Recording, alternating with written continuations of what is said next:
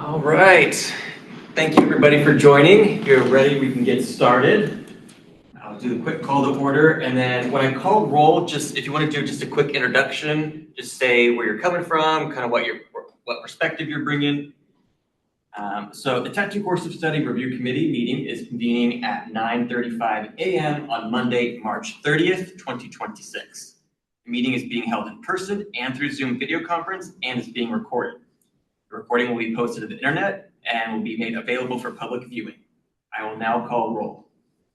Adolfo Herrera.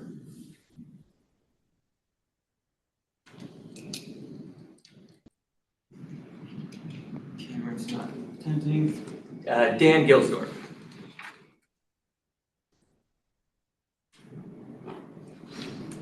Elaine Pandolfi.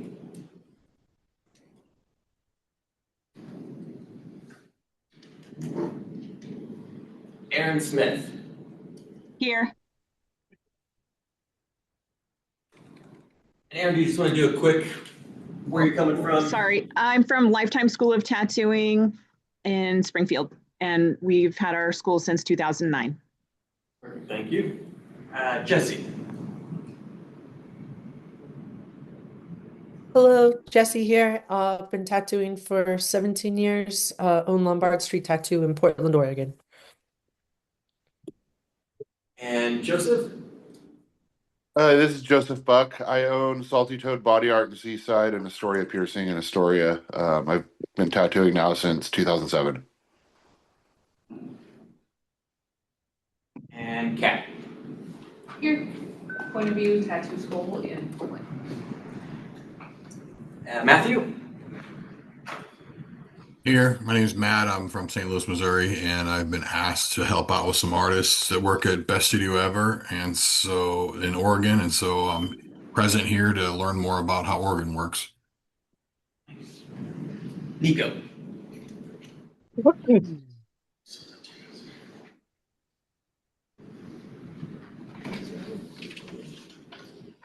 Nico, are you there?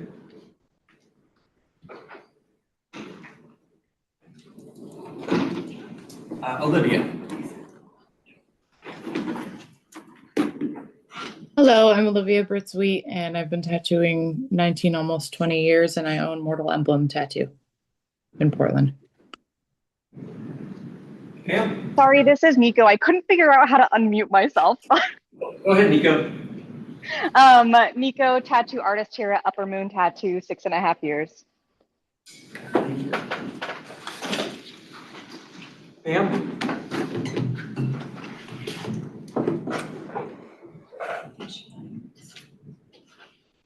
Did you say Pam? Yeah. Neighbors? Yep. And Pam and Neighbors have been tattooing since 1990. I have Petroleum Ink Academy in Tigard, Oregon. That's about it. All right. Rebecca Flum. Hi, I'm Rebecca, also known as Bex. I have been tattooing about 7 years. I own Oak Iris Tattoo in North Portland, and I'm on the board. All right. And Rebecca Morar. She doesn't be whether she's going to make it. And Sean. Hey, I'm Sean Lanous. I've been tattooing 18 years. I work up at Thunderbird in Portland, Oregon. I don't own anything. I'm just a worker ant. All right. And Taylor? Hi, Taylor German from Grants Pass. I've been tattooing for about 8 years. I own my own shop, Diamond in the Rogue Tattoo and Arts in Grants Pass, and I'm also a permanent makeup instructor at Oregon Dermal Academy in Grants Pass. All right. And Toma? Hi, my name is Tama Muller. I own Anatomy Tattoo and Anatomy School of Tattoo in Portland. I've been tattooing 18, going on 19 years. All right. And Heather? Hi, I'm Heather of Carol's Cosmetic Tattoo Studio. Been tattooing since about 26 years, since 2000. Mentored by Carol Varshandar, the original owner. and just here kind of concerned about all these new changes and especially the numbing stuff going on with the permanent makeup industry that would kill us. So just very concerned about all of that. All right, and Johnny. Johnny Otzi Tattoo, Blue Steel Studio and Tinta throughout Southern Oregon. Been tattooing for about 10 years. All right, great. Okay, so probably thought at the end of the last meeting that we were done. And then some questions came up and we wanted to go back per board guidance, get additional clarification from the committee. Before we get started on the actual curriculum, we just want to make a quick note. We are aware that there are a lot of concerns out there regarding the practice clarification that went out. That was brought up based on the committee expressing interest in including that in the curriculum or course of study. And we had to do a deep dive on our end to make sure it was within the scope. You guys have, I'm sure, have seen it, and that decision is based off current statutory language. So it's not a new policy that's being introduced. It's not something that's currently up for a vote. Have other options after this meeting. If you'd like to discuss it, you can reach out to me. But as of today, we're going to strictly focus on the curriculum and the things that are outlined on the agenda. Derek, was that about the numbing frame? Correct, yes. Thank you. Okay, so if we are ready, we're going to go back into the curriculum. And I just want to get everyone's temperature of the room again. The last meeting, there was some expressed concerns or expressed interest about addressing cosmetic or permanent makeup tattoo in the current course of study. We talked about it, and then when I reached out for additional sort of feedback or guidance on how to move forward, I did not get a ton of feedback. So I just wanted to see again where everyone stands with that. Is that something that we need to look into more? Do you feel that it's addressed in the current version that we're looking at? I know we did add a few points to the course of study or curriculum about cosmetic tattooing, but it was just, looks like a few line items. So let's see here, if I can share my screen. Are we allowed to make a comment, or is that a question, or? Yeah. My major concern is the amount of procedures, because we already have so many schools that I've been talking to that we have already such a hard time with our cosmetic tattoo students, and the amount, cost wise, time wise, and everything, the amount of procedures that they need to do for eyes, brows, lips, you name it, is just, it could put them at the students' travel time, the amount of time they have to stay, and they, most of mine are part-time too, so it just would just economically for students, it could make the school itself just not even prosper, because students themselves are already trying to add something to a career, change a career, coming from nursing, going into something else that they can offer instead of being in that career, or somebody's rehabilitated from something else. And it's I don't get a bunch of high school people in my school. So it's our high school graduates. It's in mine, it's a lot of people coming from all ages. Probably I would say more 30s to 60-year-olds that I get in my school, occasionally younger ones, but they're already having an issue with the amount of procedures they already have to do. And is there a definition of what is one procedure as opposed to, that clarification? Is it up for us to decide that kind of thing? So the 75 procedures is to 100 is like astronomically for us anyway. We're a lot of the schools that I've talked to also, they were never notified of this stuff or these changes. So everybody's scrambling right now. So everybody's freaking out. So I'm just kind of trying to represent it, because I was like, I was notified, but I didn't realize the severity, I guess, of everything. So I've been in the game with two changes in laws back in 2018 and way before in the beginning when I was in school. So Um, I And didn't know why. I didn't know what our school's doing wrong that we needed to implement all these extra additional things. We're not going to a university. We're not trying to do surgery. Yes, skin is important. Hygiene is important. I'm not sorry, hygiene, sanitation, sterilization, all of those things that you're trying to do. I agree with those things, but the additional procedures for me, if so, it's scary. Who's It's scary. speaking? Heather of Carol's Cosmetic Tattoo. Okay. So as of right now, we will get into that later, but as of right now, let's focus on the actual items in the curriculum and decide whether or not we want to explore expanding it or modifying it to include cosmetic tattoo. Sean? There we go. Sean Lanous. So I think we covered everything last time. Like going back through it, we found that we can't get more specific with things because cosmetic and artistic tattooing are the same license. Like that seems to be the roadblock that we kept banging our heads against, these last two meetings.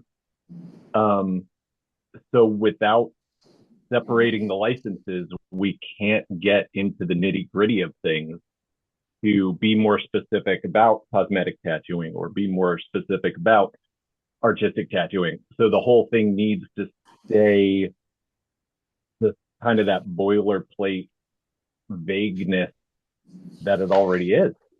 I feel like we already have through all this stuff. Rebecca? Hi, this is Rebecca Flum. I just wanted to clarify something. Nothing has changed. The numbing cream stuff is not new laws. The procedures have not changed. The whole purpose of this is to discuss whether they should. So there are no changes that you need to be worried about. There are no notifications that should have come out. We are just discussing now whether we should change things and how. And so I've been hearing people freaking out, and I don't want anybody to worry because nothing has happened. Yeah, and this is Derek. If changes are made, there will be plenty of notifications, and it's not going to be an overnight switch. There's going to be a long rollout process, so people will have plenty of time to adjust if changes are made. Olivia?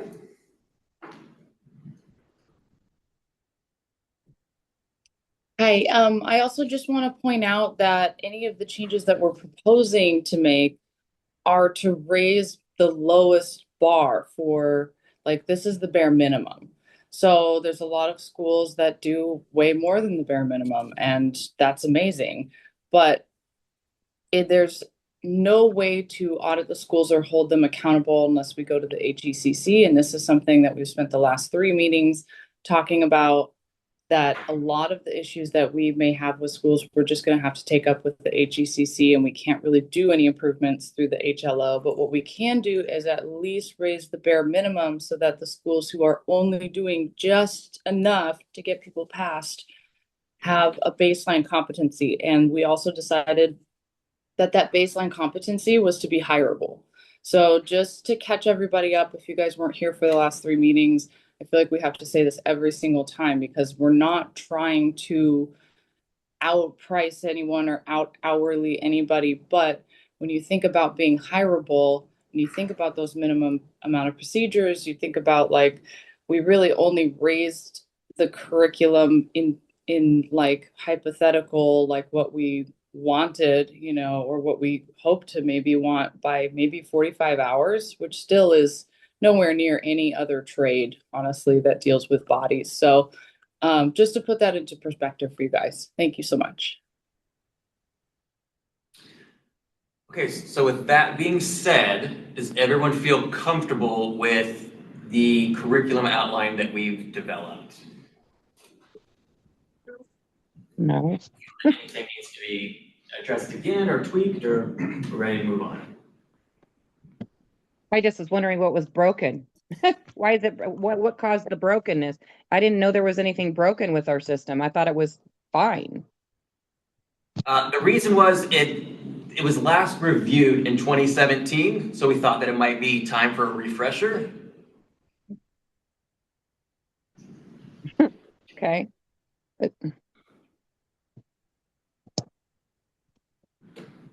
All right, so then if we're good with that, we can go back and we can discuss. I mean, I would say, sorry, this is Erin Smith speaking. I would say that we didn't all agree from the last two meetings, and that, I still have grave concerns about the number of procedures and the hours, and I would contest that our artists are hireable when they come through our program. And so I just want to put that out there, that we did not come to a consensus on that. And if anything, I would say 75 procedures max.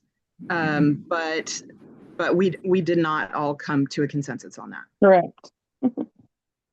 Hi, Derek, this is Sammy. I had this program before Anne, and so I can tell you that Sarinthia and I worked on tattooing right. We started back to work in 2021 after COVID, and it got pushed to the side because of electrology. And I think Toma can speak to some of this. Several tattoo artists who had concerns about number of hours, what tools were being used to teach in the schools. So we're just kind of coming back around in 26 from the work we started in 2021. And so I just wanted to give that history, that this wasn't on a whim. This is because, and I think Anne can also speak to this, that the tattoo industry was saying, hey, this step needs reviewed. This step needs reviewed. So we're answering that call, I think, in these meetings. And I think we can thank Derek for that, and Anne. Thank you, Sammy. Yeah. So I kind of see where a lot of people are coming from, but I also we have a school, and about a couple of times a year we retrain other students from other schools. And I think a lot of it doesn't necessarily matter about the amount of procedures, it's the quality of training. Because it doesn't matter if you add another 75 procedures to the curriculum if the training is not there, if it's not proper training. So I think more of an audit to the schools will make more of a difference versus adding more procedures.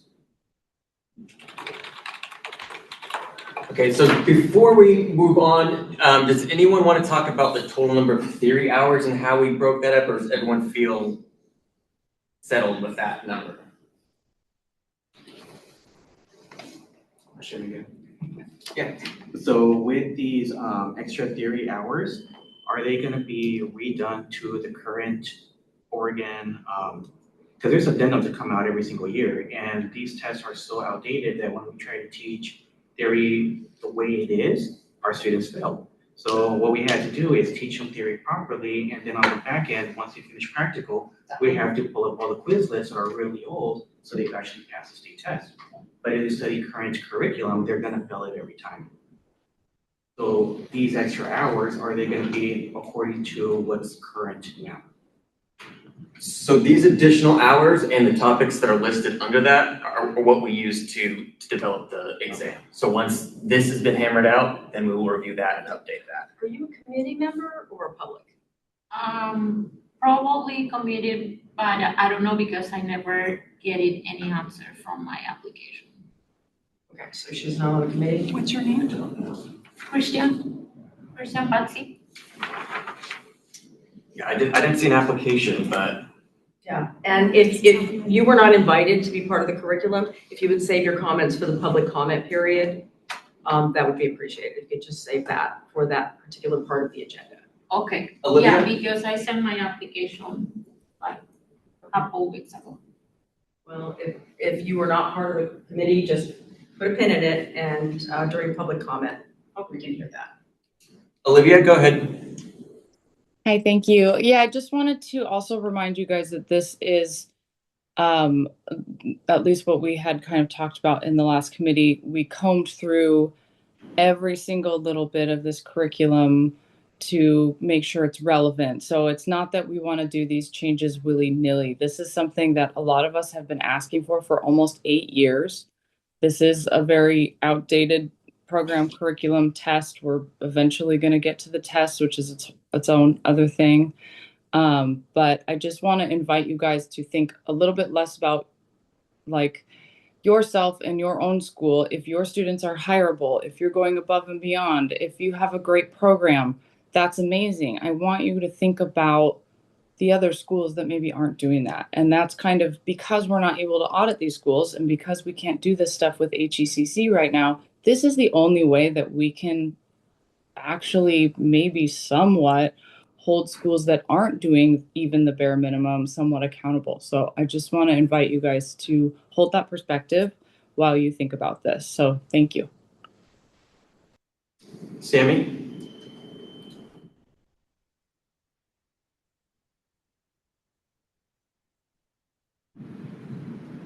Go ahead, Sammy.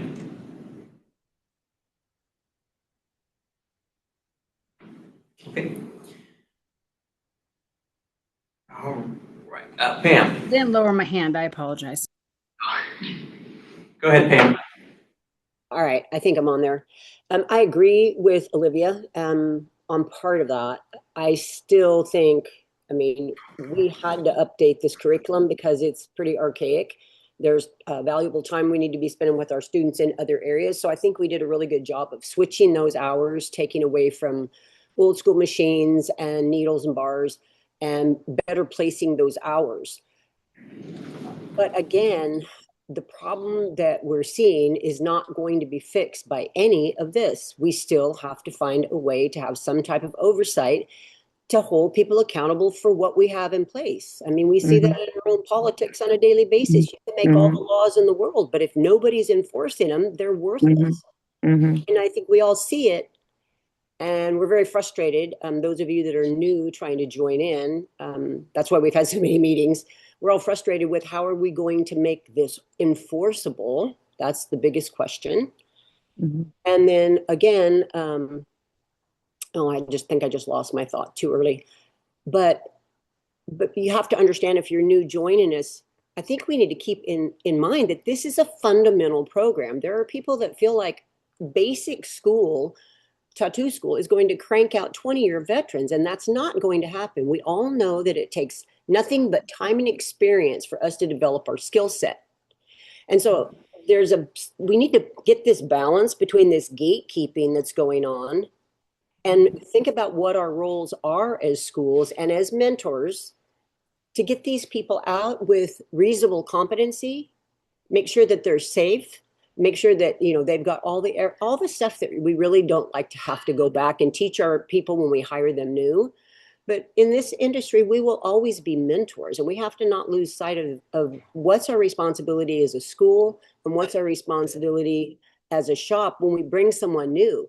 I have a hair salon as well, and when we hire someone out of beauty school, believe me, we had a ton of work to do with them, but we hired them trying to remember what it was like to be at that spot, to be that green, to be that new. And I think some of us, sometimes these conversations, I feel like we lose sight of that. So for those of you that are new, just know that we're trying to make this better, but it's frustrating because we have a lot of things happening at once. Maybe this went on too long. Maybe we waited too long, I feel like. Maybe we waited too long, and now we have a whole lot of work to do. Thank you. Yes.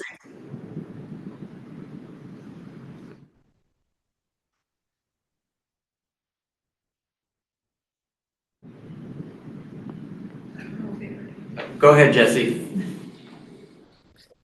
I think I'm curious. I thought we sort of went through all of this with a fine-tooth comb, and it feels like we're starting back at the beginning again. What are we trying to debate right now? Are we trying to reestablish hours? Are we trying to come to some sort of commonality or resolution about how many hours we're doing? Because it feels like we sort of addressed all of this pretty extensively in the last few meetings. And we're sort of back to the beginning. So I'm just a little bit confused if somebody could maybe catch me up, like why we're here again. Hi, committee. This is Ann Thompson. I'm the policy analyst for the board. And it's my understanding we're not going to relitigate anything.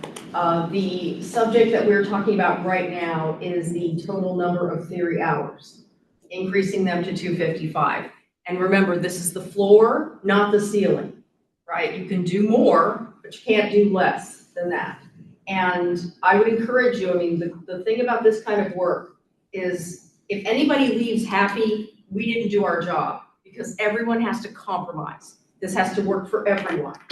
All right, so I believe what the point on the table now is increasing theory hours to 255. Derek, is that correct? Correct, Okay. yeah, and the reason why I'm bringing it up again is because after the last meeting, I was getting some mixed feedback, so I just wanted to touch base again, see if everyone was still okay with that number, or we wanted to open it up again for discussion and modify that, so.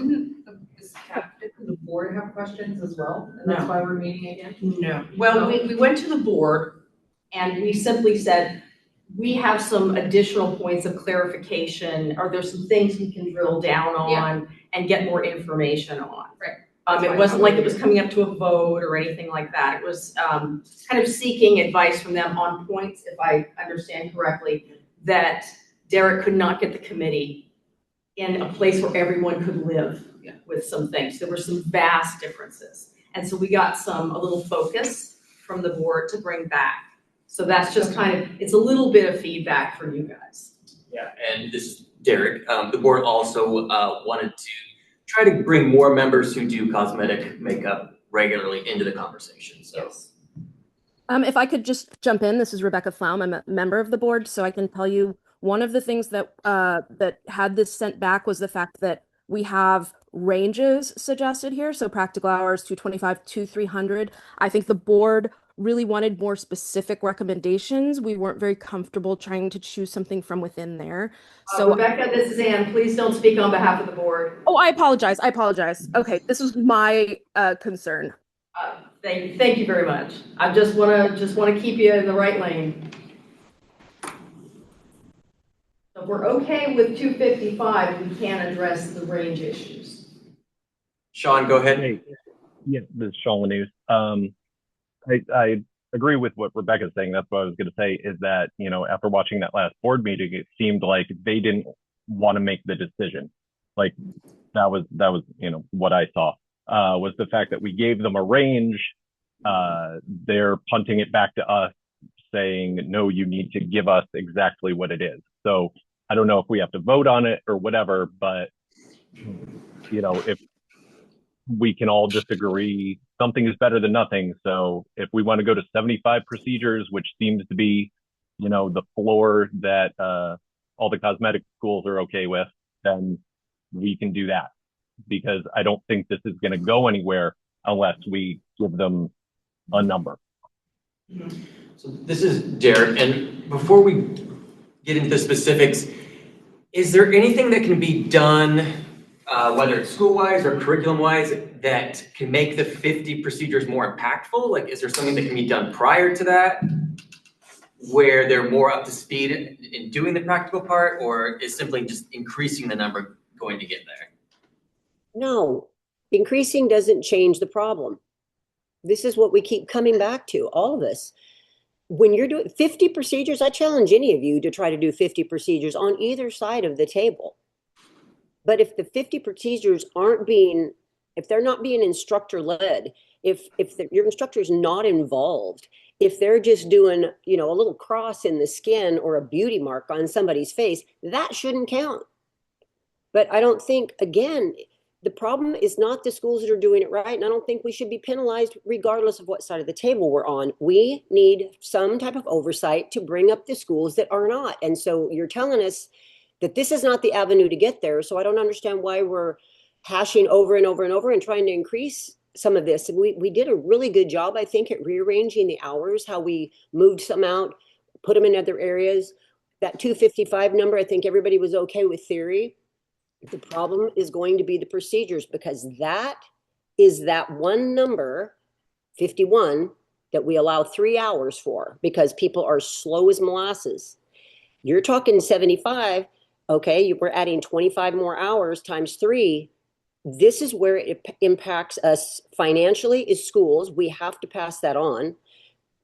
Pricing is still the biggest issue on the table for new students coming in. And a really, really good point was brought up at the last meeting by the guy Monolith, I believe. What about the schools that are not in downtown Portland and do not have the population to draw from to get enough models in for these procedures? That was a huge, huge issue that he brought up. And in downtown Portland, you don't experience it, but anybody in the outlying areas will run into that to some point, trying to make those numbers work. So I'm all for adding the theory hours. That's not really a problem. 255 was a good number. I thought we all pretty much were there. It's those dang procedures. And adding more is not going to get the schools that are not up to par. They're just going to do more crappy work. That's it. And it's going to cost everybody. And so we're talking about a time where finance is huge right now. You know, affordability is huge. And students are struggling already to come up with the money because of the average of what it costs to go to tattoo or permanent makeup school, either one right now.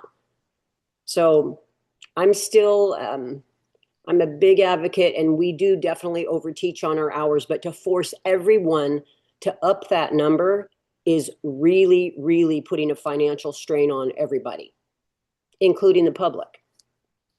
Okay, so this is Derek again. Again, is there anything that can be done prior to individuals starting practical procedures that would make them more prepared and make that limited number more impactful when they're working on it? I think we're already there. I think like work tattoos on orange or a non-human model before they start on a model? We do that. Hey, Sean Lanous, the only way to learn how to tattoo human skin is to tattoo human skin. The only way to do it is to do it. So unfortunately, yeah, there's, you know, analogs that kind of work, but it's not the same thing.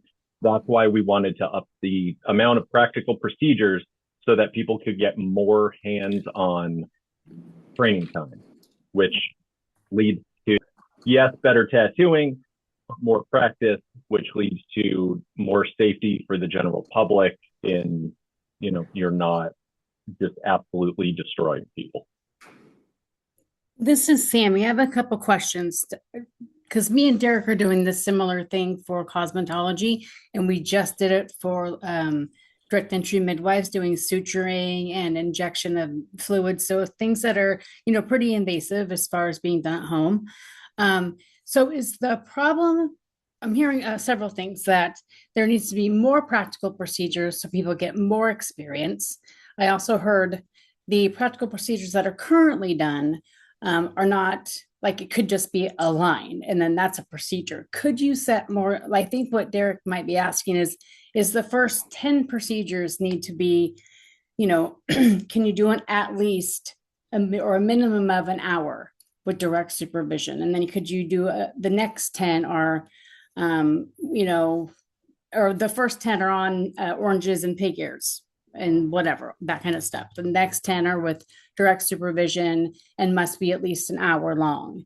I mean, could you do something, would that be more impactful? Like, that's what we did with cosmetology, and that seemed to have worked for them. And so those are just a couple of options that we've used in other programs. Taylor, go ahead. So I was only at the first initial meeting to discuss the practical and the theory and all of that. So I apologize if I didn't if you guys discussed this already, but is there a possibility to break the practical hours into two different sections, for tattoo and then for permanent makeup?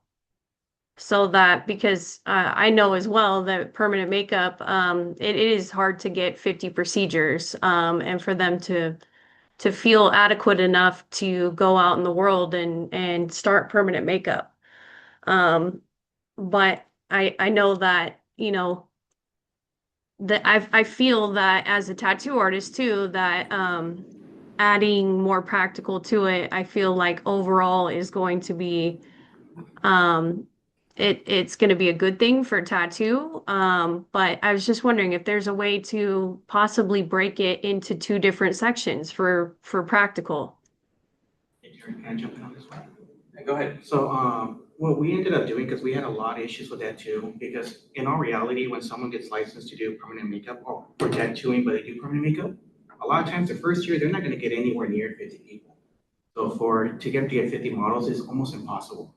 So what we ended up doing at our school, which has worked for us, is we don't even teach cosmetics until you're actually licensed. And then that way you have all your fundamentals for tattooing, and then we do like a 2-week course to give them like advanced training for cosmetics. And that for us has fixed all the issues. Because then you don't require 50 models for that. Do you count it as continuing education? Yep, we do. Okay. I was hoping that CPS was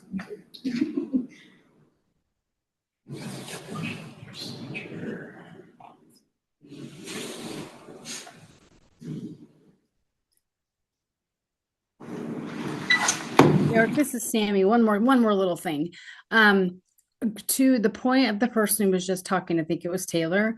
I think that yes, you could do something like that. Like what we did with cosmetology, the first 10 are on mannequins, whatever. And then maybe what you do is you do that. And then your next, you guys decide within the 50, is, you know, all kinds of different tattoos, doing your shading, your lines, all those things. And you could put the minimum of an hour procedure. And then say the last 20 are actual tattoos that of your choice that you would normally do. If you're going to go into the permanent makeup side, you're probably going to be doing 20 permanent makeup tattoos. If you're going to go in the artistry side, you're probably going to do 20 of the artistry tattoos. If you don't limit the curriculum, which I don't think you are, but you say this last 20 is kind of where you're going to find your niche. Are you going to go permanent makeup? Are you going to go tattooing? But you could set it up that way. So you've got levels, and then the person can decide where they're, I mean, I'm sure they've already decided, but that their last 10, 20, whatever you guys decide within that 50 are going to be, what their thing is. So you could do that. Just to clarify, so a completed procedure outlined in rule means a tattoo which has been finished on a live human being, including any touch-ups or additional work following initial healing, and the client is released from service. So it is general enough that it could be applied to both cosmetic and illustrative. But kind of like what Sammy was doing is if you want to sort of break down the practical procedures into building fundamentals, and then you could have, say, 10 or 20 discretionary procedures that someone could branch off and go whichever route they would like. Olivia?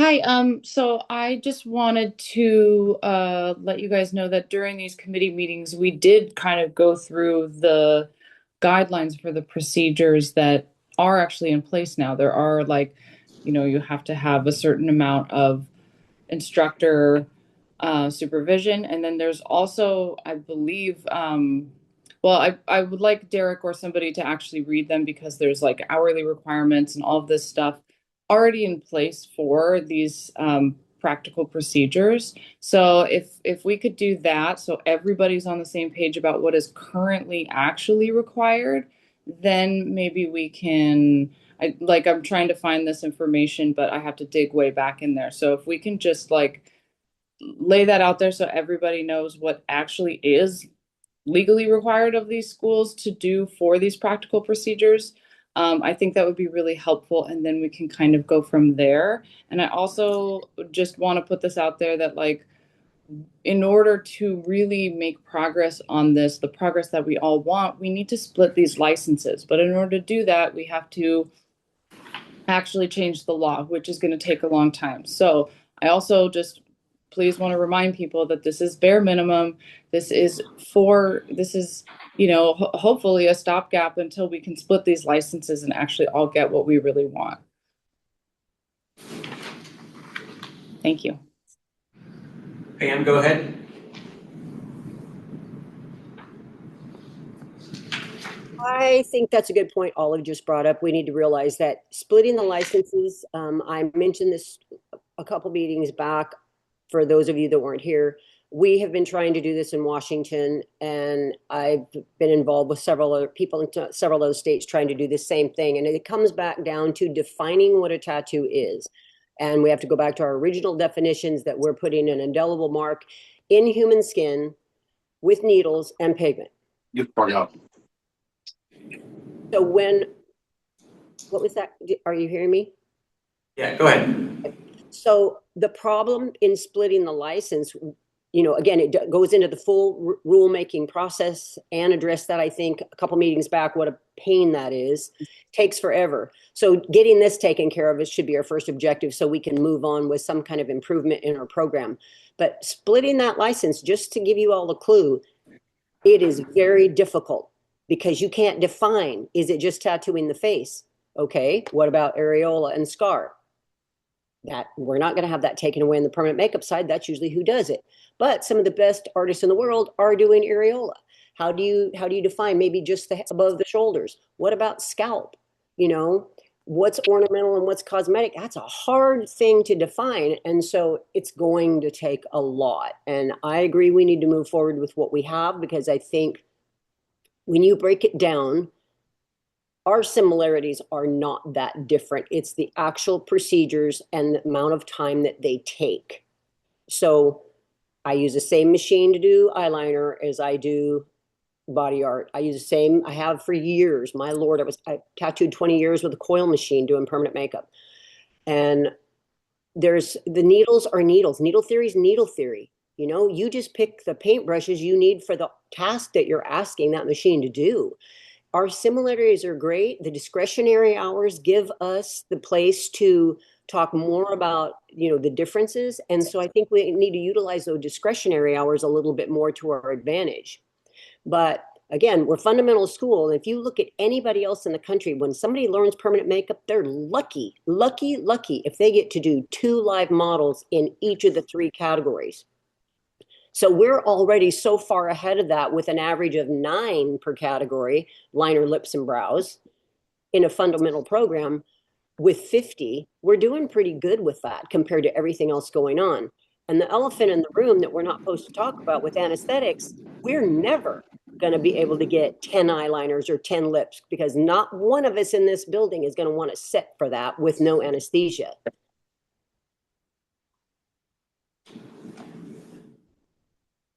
Sorry, Olivia? You're still there? Sorry, my hand is permanently raised. I don't know why. Can you just going back to my last comment, I totally agree with Pam. Can you read like those actual practical procedure requirements that we talked about during the meeting, Derek? Yeah, so the ones that are currently outlined in rule, you have to do 50 practical procedures finished on a live human being. You've got basically 150 practical hours to complete all of those 50 procedures in.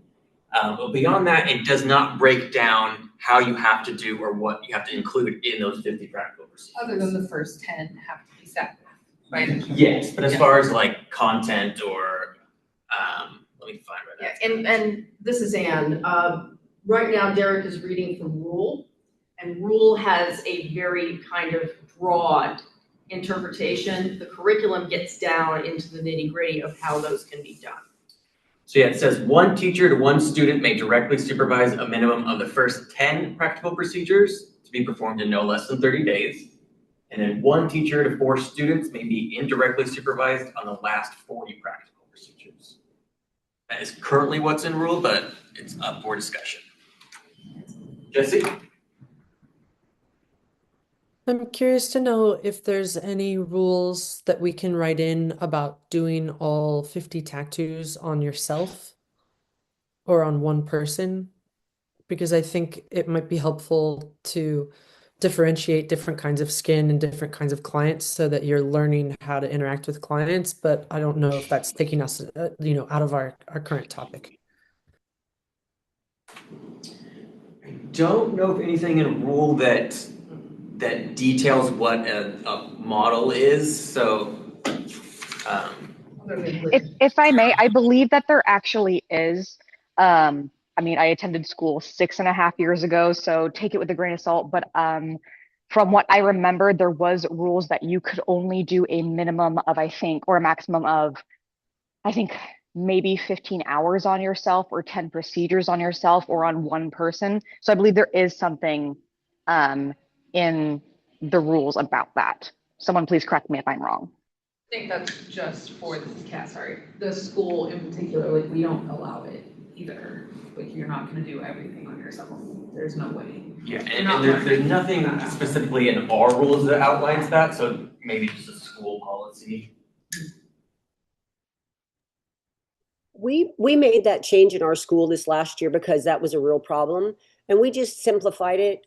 and I think it would be easy to work it in this situation. We simplified it because we were like, okay, a maximum of 3 on yourself. 3.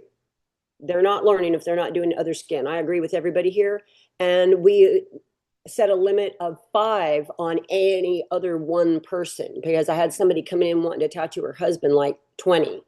So we're 3 on yourself, 5 on any other one person was the max they could get. And that didn't mean they could get them all at one time either, because all those setups and teardowns are so important, and all the goings on around a procedure need to be considered. It's not helping anybody to do 5 procedures on one person in one setting. So I think we could easily set something like that. And we've seen huge gain on that. That's helped a lot. So just to touch base, the committee last time didn't really agree, but kind of the general consensus was 2 clients a day or 4 procedures a day in regards to limitations. But I don't know if that's still something people feel strong about. Heather, go ahead.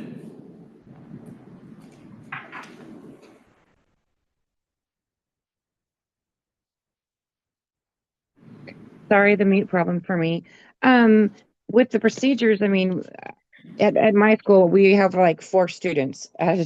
So when in a small class, my students, because they're part-time, they come for 12 months. So when they're doing a procedure, we have an instructor with them for every human procedure. While they're practicing, we're overseeing every single part of their practicing on fruit, latex, so on and so forth. When they have a client, we are all in there with that person and that client, including other students watching, taking notes, observing, making sure everything is set up properly, everything is torn down properly, everything is done meticulously within the rules and the laws. I don't ever, other than stepping out of maybe the room to get an additional thing of water or some pigment or something, I'm working alongside my students and their clients constantly, and I do work on their client all the time. So even if at the very end, when they're trying to finalize their 50th procedure, I'm standing there, coaching them, making sure, and then we have reminders on the wall, do this step, remember this step, so on and so forth. That the 50 procedures are, for at least in my school, are consistently overlooked and overseen, because I have an insurance policy for the school in case somebody messes up, but not that I want them to mess up, but I'm responsible financially if something goes wrong with somebody's face or anything. And so that is a huge thing right there. Maybe if we have more instruction overseeing the majority of the procedures in the permanent makeup thing, where we can have that a little bit. But going over 50 procedures for cosmetic tattooing does not, or permanent makeup, whatever you want to call it, does not make that person better.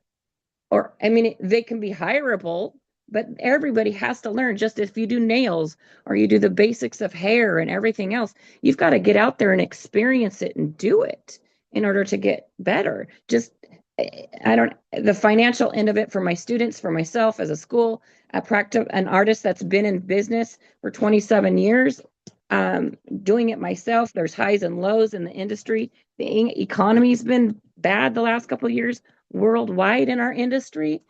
So I agree with Pam when the increasing amount of procedures, as opposed to maybe overseeing more procedures as an instructor, not more procedures, the same amount of procedures, not raising the procedures in the permanent makeup industry, would be, we would never get the students graduated.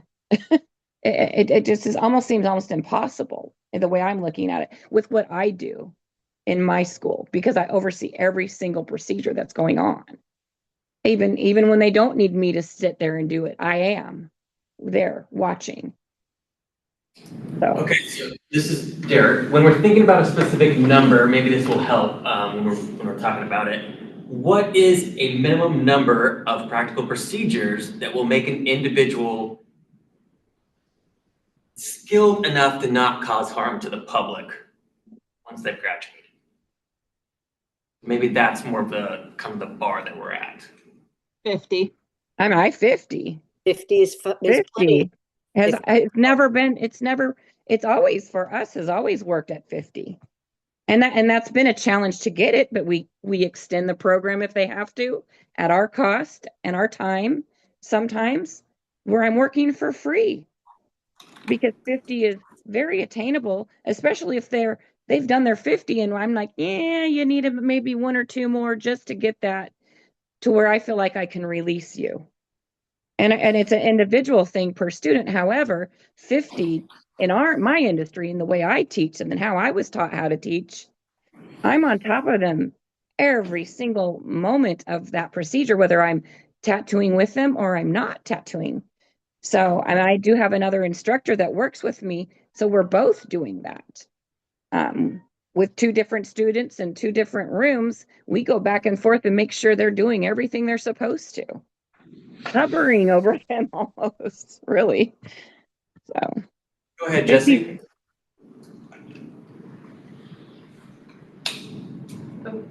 Oh, you're muted. I appreciate your perspective, Heather. What we're trying to do is recognize that not all schools are run like yours is or how you do it. And so we're trying to establish a baseline that we can all agree on that also includes tattoo schools that aren't permanent makeup studios. So the last couple of meetings we had, we all agreed for 75 to 100 hours of practical hours. We understand there's a lot of pushback right now. Can we split the difference and land at 60 or 65? Because we really want to see this on our end of the table. And we're hoping that we can all compromise to get what we want. And that seems like a sort of fine middle ground. We're sort of relinquishing and stepping back at least 15 below what we all agreed upon in the last meeting. Is that something we can like sort of negotiate? Jesse, this is Ann. I just want to be clear. We were talking about practical procedures, but then you mentioned practical hours. Are we still talking about practical procedures? Sorry about that. Procedures. No, it's okay. And you don't all have to agree. What I would ask you all is, can you live with it? Being the baseline. I can live with 60. I can live with 60. I'm supporting Jesse on that. I can live with 60. I can live with 60 if we have to increase it, but in the sense that other schools feel like they need to have, or you guys want to have more procedures, I think that should be an individual thing for that school. And again, they need to be audited or something. If there's something going wrong or there's reports of people that are getting out there not doing it legally, not doing it right, then that needs to be investigated rather than penalizing the schools that are doing it right. Well, if we can live with this is Ann, again, if we can live with 60, we can make some progress and we can move on to practical hours. I will repeat, we have no authority over HEC. We can't do anything about it, and we can't waste valuable time talking about what they're doing or not doing because we have no authority. Okay, Hey, so I'm hearing that we're okay with 60. Sean? Yeah, I guess I'm just frustrated over here. I don't know why we're relitigating this. We spent 2 meetings discussing all this. We all agreed on 75 to 100. I don't know why we have to go back and renegotiate against ourselves. Some people we were left not it even at that and meeting. It was at that. Well, just because Sean, people weren't at the meeting that's not the rest of our fault. Right, These meetings Sean, are public. this is, You could have been here. Some people didn't get 75 notified. is fine. Easy. Okay, time. This is Ann. The issue is we cannot require a range. We can't. We live in black and white. We have to say at least. So we cannot go forward with a range. So what we're trying to do, we're not relitigating. We are trying to settle on a number of practical procedures that we can all live with. Because we cannot say 75 to 100. It has to be at least. Does that make sense? This is Erin. I was here for both meetings, and I would say that we did not agree on 75 to 100. That, yes. You know, that's what was written, but there was no consensus on that. And so I would say that I would be okay with 60. I would compromise on 60. Okay, so that's good. I'll back her up on that. I agree with that. We can settle with 60.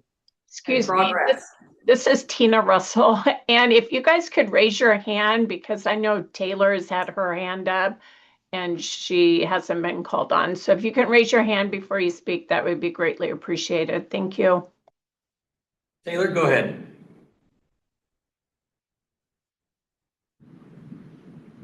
Oh, you're muted. Hi, thanks. So I think back to my question, I agree with tattoo being, I feel like that it should be raised to 75, but I also agree with permanent makeup. So what I'm asking is can there be two different baselines for procedures? Like for tattoo, can there be 75 and then for permanent makeup 50 or 60, whatever? Is that a possibility, or and that way it doesn't change anything? It just specifies between permanent makeup and tattoo, or I'm sorry, artistic tattoo. Well, the license is the same, so I don't see how that would be possible. Yeah. Because then someone could go and get a permanent makeup license, which is the exact same thing as a tattoo license, and they cut out a lot of school. I'm sorry, I didn't hear that. What did he say? Before we could do that, I think we have to be able to separate the licenses, and I don't think that's on the table right now. Yeah, I agree with that. That would be super hard and take a long time, but I'm just saying in under tattoo, because permanent makeup is a niche of tattoo, it can be in the same room. Why not be able to break up the hours as far as the curriculum to specify body art tattoo and permanent makeup for practical? It's the same license, so you can't separate the license, that's a problem. So, I understand that. That's not what I'm asking. I'm asking if the practical hours can be split. Like like they specify 75 for body art tattoo or 50 or 60 for permanent makeup. So like the school that I instruct at is a permanent makeup school. So there's no tattoo procedures. It's just permanent makeup procedures. So could that be a thing that like it's discretionary by the school? How many hours, like as far the baseline of that. I'm just saying like having two different specifications of the practical procedures. Is that even a possibility? Well, that's what you have now, or it's silent about what procedures. You just have to do 50 tattoos. Have at her. 10 of them have to be supervised. Yeah, I understand that. I'm just I saying mean, you like that. literally have all of the discretion today to teach them Yeah. all as permanent makeup or all as tattooing or split them or don't. Yeah, I understand that. I'm just trying to come to a happy medium for, the tattoo artists that are wanting the curriculum to be, the procedures be more, because I understand that. But I'm also with the permanent makeup in that it's really hard to get 50 procedures and to be adequate. So this is Derek. As Johnny was mentioning, because it is one license type, we can't really break it down further saying, well, if you feel like doing this type of tattooing, you can do less hours or you can do more hours. It's got to be a standard that applies to both types. And then within that standard, you can sort of go down a different path under discretionary hours or whatever the school kind of focuses in. Tina, go ahead. Hi, this is Tina. Remember, it doesn't matter if the curriculum only says 50 procedures. You, when you're signing up a student, can say that your hours and your practical procedures are more than other schools, and you can do 75 procedures. It doesn't matter if it only says 50. A lot of cosmetology schools add hours to their curriculum above and beyond what other cosmetology schools teach. Same goes for tattoo and permanent makeup. You can add as many hours as you want. Olivia? Hi. So again, yes, you can add more. This is about the bare minimum. So I feel like if the cosmetology, tattooing schools, if Pam, if Heather, if you guys can live with 60, I feel like raising it 10 to 60 is a good start, and maybe we can work on splitting the license and try to get what we want from there. But I feel like that might be the only way forward right now between these two different areas of tattooing that are unfortunately kind of chained together, and that is preventing us from moving forward. So I feel like some progress is better than no progress right now, and I don't really know if that means we need to take a vote or what it is to get us past this point. But I think that if we can all live with 60 and work on trying to split these licenses, I think that, at least for me, that feels like a worthy compromise. Pam, go ahead. Thanks for that, Olive. I appreciate that. I think it's well said, and I'm feeling like now we're coming to a little bit of compromise and resolve. That discretionary hours, we didn't really change that number. Would upping that number help everybody feel more comfortable so that we could use those in addition to adding those other 10 procedures? Because those discretionary hours could be used maybe to help this hurdle so that people would feel better about the placement of their time. Would that help in any way? Heather? Would it be helpful to increase the amount of instruction time needed to oversee a procedure instead of increasing the amount of procedures? Because in the rules it says, you have to be there for so many, that the instructor has to oversee whatever. Like oversee everything. So like if we require the schools to oversee every single one of the procedures except for maybe their final 10 or final 5 out of the 50, if they're being overseen and watched constantly during every procedure, and you're getting the 50 procedures completely overseen, then they're not on their own to make the mistakes excuse me, that are there to be possibly made if they're consistently there, and rather than left alone to their discretion to just tattoo whatever they're doing. Increasing the amount of hours the instructor has to be there instead of increasing. I mean, if I have to compromise 60 is 60, but I'm still not comfortable with it. It's still so hard to get 50. So so increasing the instruction, the requirements for the instructors to have to be there for every single procedure, more of those procedures rather than increasing the amount of procedures. I agree with Pam, and we didn't even touch the discretionary hours.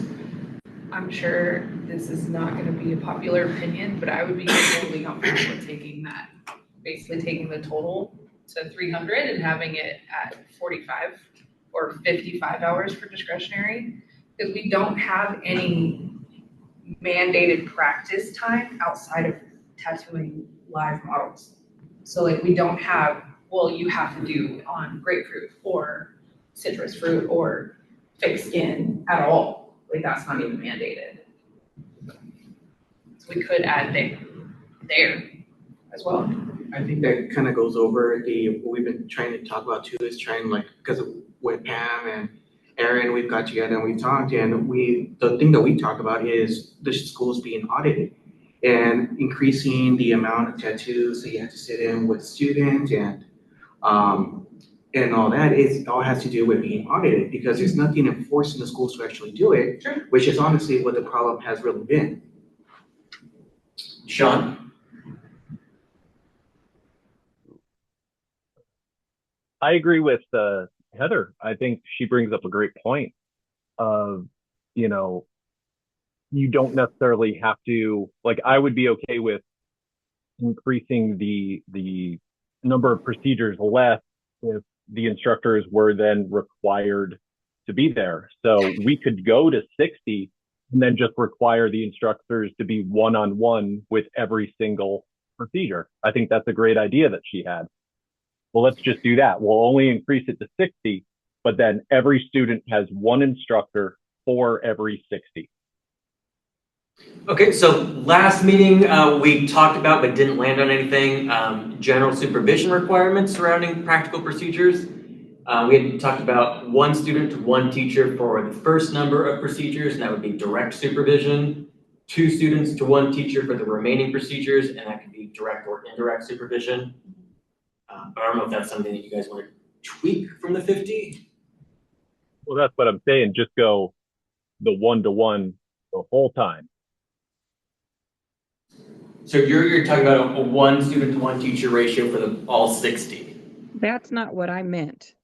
Yeah, that is not what I meant. I said keep it at 50 and have more instruction one-on-one for the majority 40 procedures.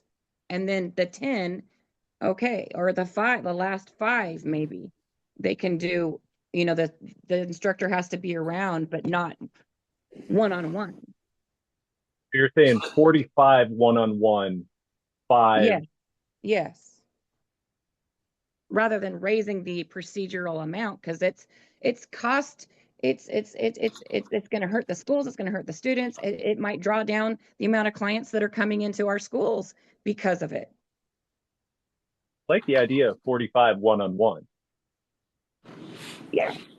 And then 5 on their own. And then the last remaining 5 would be what ratio and direct or indirect? I think it should still be direct. What can you remind me what the second tier was that we had agreed on? Looks like 2 students to 1 teacher for the remaining procedures, but we did not decide on whether that was direct or indirect supervision.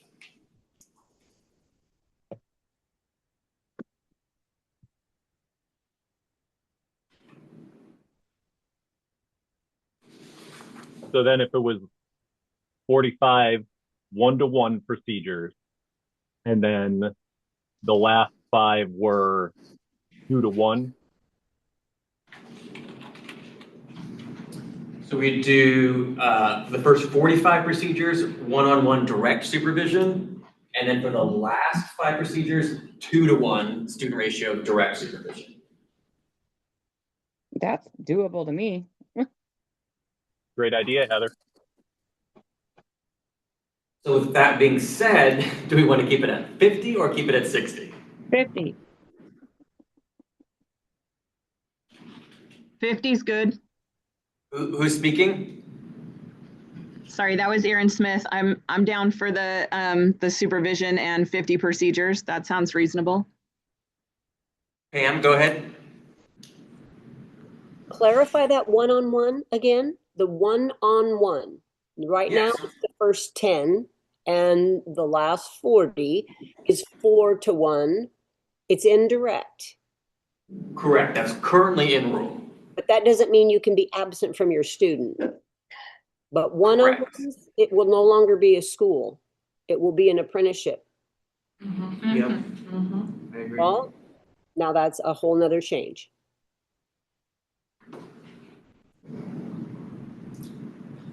Jesse?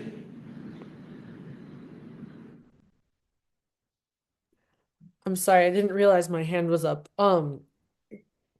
My apologies. But I'm curious. So now can we recap what we're negotiating right now? We're at 50 procedures somehow again, but what was the first caveat? So we were talking about the supervision over the procedures, and if changing that would impact the final number of procedures that should be required. And we're saying 45 of those procedures are one-on-one? Correct. That was just something someone threw out, and then the last remaining 5, if we kept it at 50, would be a 2-to-1, and that would be direct supervision. Okay. I feel like I have to think about this for a second. I'm sorry. Let me.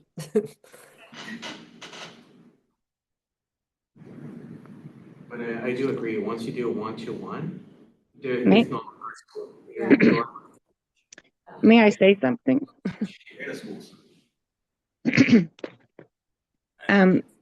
Heather. If the first 45 were or 40 were one-on-one and the last and then the next 5 were two-on-one and the next 5 were independent, where you have to you don't have to be in, it's indirect, but you're there, you're available or whatever to oversee if needed, but not one-on-one completely for the even the last two. It was just an idea to increase the amount of one-on-one instruction with that procedure, so to make sure that the procedural is going correct the whole time.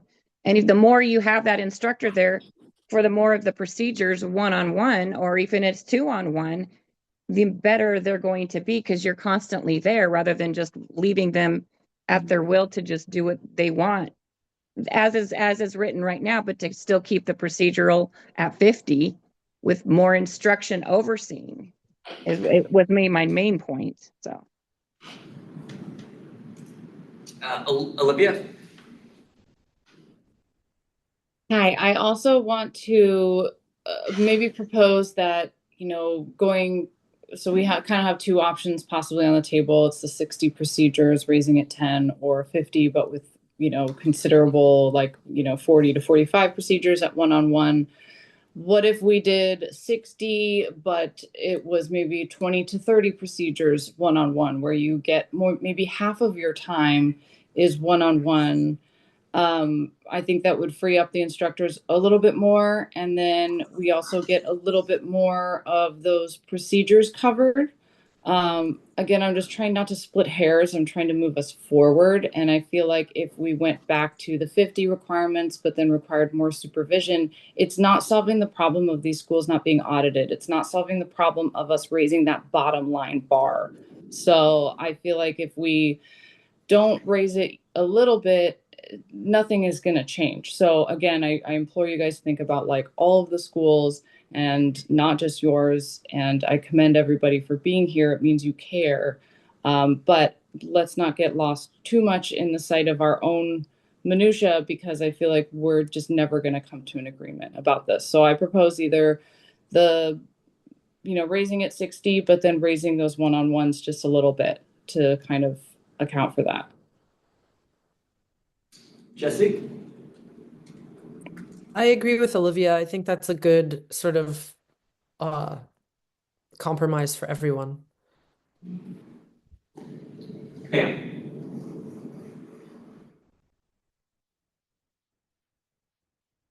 Go ahead, Pam. Sorry, I didn't catch that part, cut out.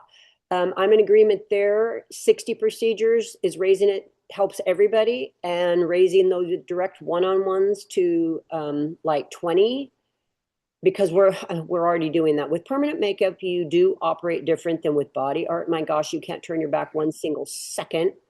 With my body artists, some of them require the same. I don't think as a school we need to be micromanaged. I think we need to move forward in this direction on the hours. And I think we need to take into consideration that the learning ability of every student is going to be different. And that's being able to adjust to your student is what makes the difference between a good school and a great school, because we have to take into consideration the individual learning curves of each of them. So I'm in agreement with maybe raising the one-on-ones to 20, making direct, and then 60 procedures.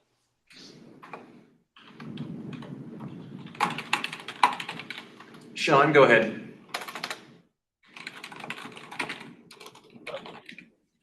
Yeah, I'm Olivia. I think we're moving in a good direction. So if we go up to 60, I would like to see a little more instruction, possibly 30, but I think it would be figuring out the rest of the chunk, like how that breaks down. If it's another 30 procedures or another 40 procedures, what the percentage there is of, so you go from 1-to-1 to 1-on-2 direct instruction. So, one teacher teaching 2 people. And then the last bit is what I believe we had at 1-to-4, but they just had to be in the building. They had to be available for those people. So I think if we could nail down the breakdown, we could go to 60 a bigger chunk of instruction, and then 2 smaller step downs. Okay, so this is Derek. Yeah, like you were saying, within that 60 procedures, you guys can break it down however you want. You can limit the number of students that are being watched by the supervisor. You can determine the type of supervision. So if you want to start out, really high, one-to-one direct supervision, and then slowly lower from there, you can definitely do that. Erin, go ahead. I'm on board with all of that. I agree with Olivia, Sean, and Pam. If we can make that work, let's figure that out. Okay, sounds good. So how do you guys want to move forward with breaking down those 60 procedures? Which ones do you want one-on-one? Which ones do you want direct? Okay, well, I mean, if it's we're going back and forth. I mean, I would like half of them to be one-on-one, but we're already saying 20, so let's shoot the middle and go 25 one-on-one, and then that's going to leave you with, oh math, 45, 35. So then do the next 20 1-2, and then the last 15 1-4 available in the building.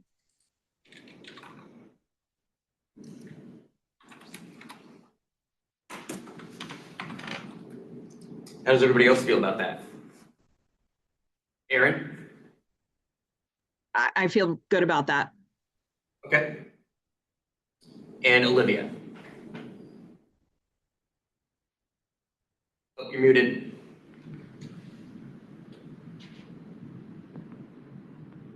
Olivia, you're muted. Yeah, yes.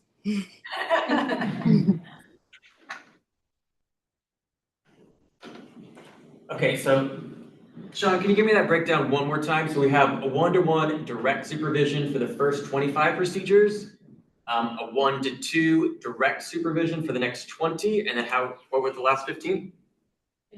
I believe I was just going off what I remembered we had done before. Wasn't it 1-4 indirect, or was it 1-2 indirect?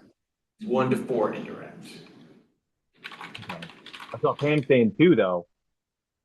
We could go 2. I misunderstood the question. We already operate at 1-2 all the time anyway, so that's not a change for us. It was 10 one-on-ones, and it was then it kicked over to 4-1.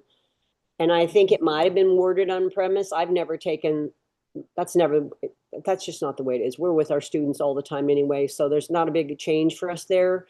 I know it's going to affect some people, but those one-on-ones, I think 20 is good if we're still, I mean, being in the building is not a school. Working with your students is being a school. So I don't know what the verbiage maybe needs to change, because I don't think we're that far off. Maybe it's just the verbiage. Erin, go ahead.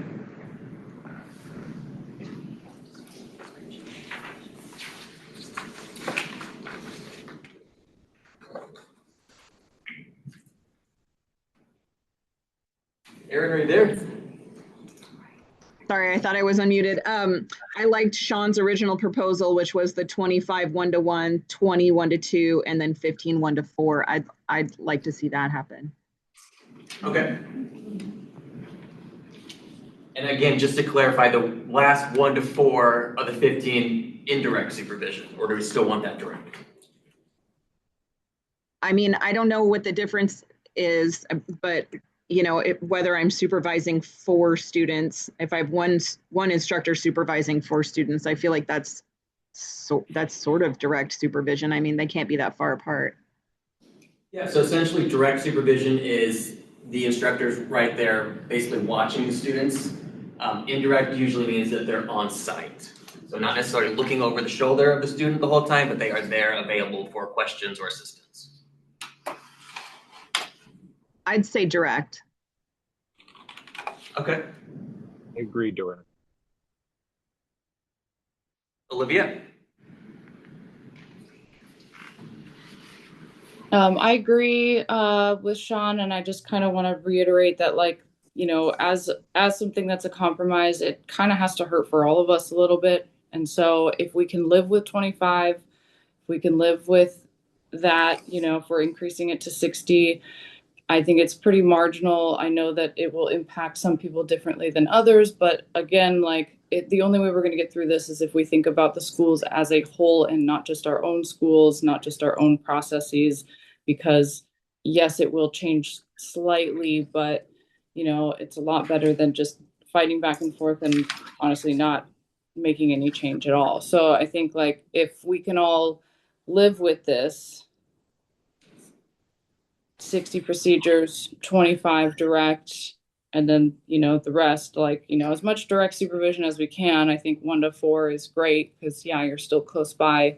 I'm just really laser focused on making some progress. So sorry, I keep hammering the same points, but we keep veering off in all these different directions. And I just really want us to be compromising in a way where we all feel like we're compromising, not just a couple of us.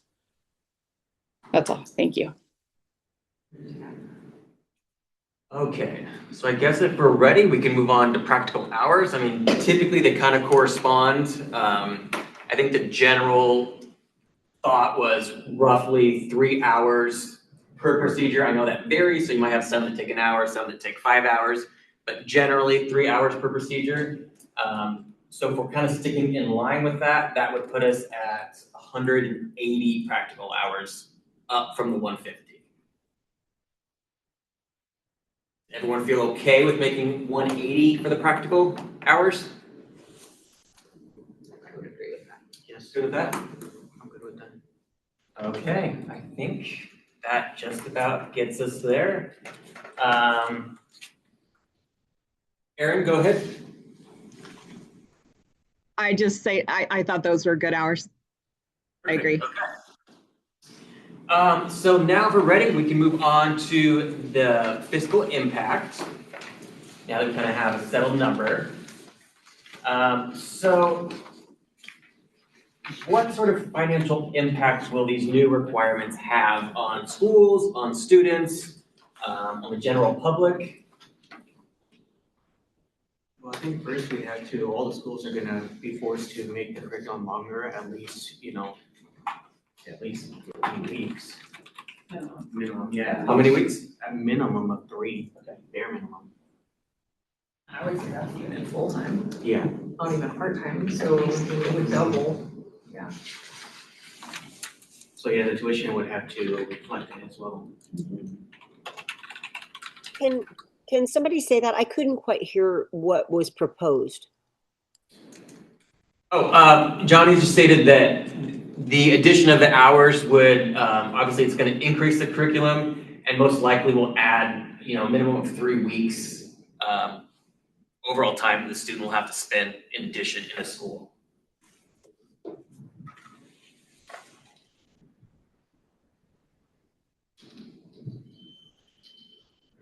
That's not going to affect me. I'm already beyond that number anyway. That's not going to have much physical impact on me.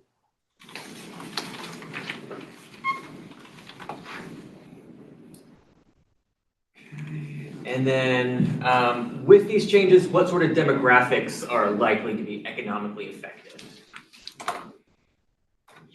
So is there a certain group of people that might be hit harder or? Well, you gotta remember that trade schools, especially here in Oregon, they're staged, they're not federal. So anybody who can't get federal funding is gonna be affected, which is everybody. So it's just gonna increase the tuition costs, but it's not gonna give us anything to be able to help the students financially be able to come to the schools. So lower income will be. Prices are going for all the real.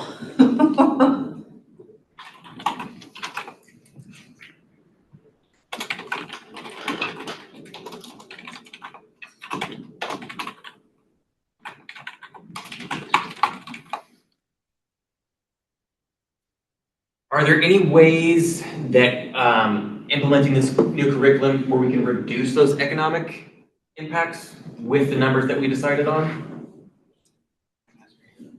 Sam, go ahead.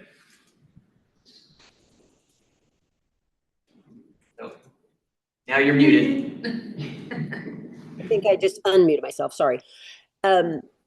One of the things, and I only know this from experience, Ginger, you're from Heck, and if you're here, will you clarify for us? You can't just change the hours without, like, we registered as a school when we were setting up, we registered as a school for a minimum of 400, even though 360 is what the state requires. And then I wanted to raise that here about a year ago, and I was told by Heck, well, you can't just, you can overteach, but you can't change your school minimum without going through a process. Could somebody even clarify that?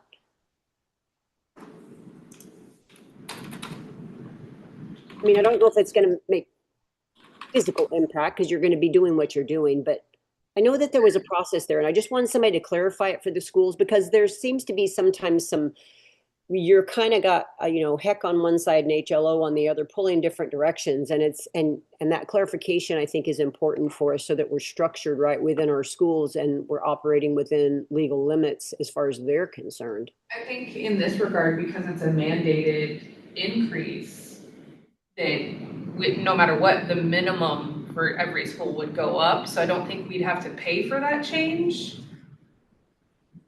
But there's Ginger. Yeah, Ginger, go ahead.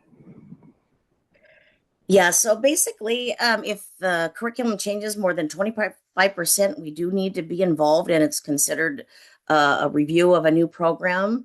If it's mandated by HLO, that's probably not going to be needed, but we do need to know the number of hours regardless if it changes. So if you do change from 400 and you go up to 450, that's not a 25% increase, but it still needs to be Heck needs to be notified so we have the current number of hours on file.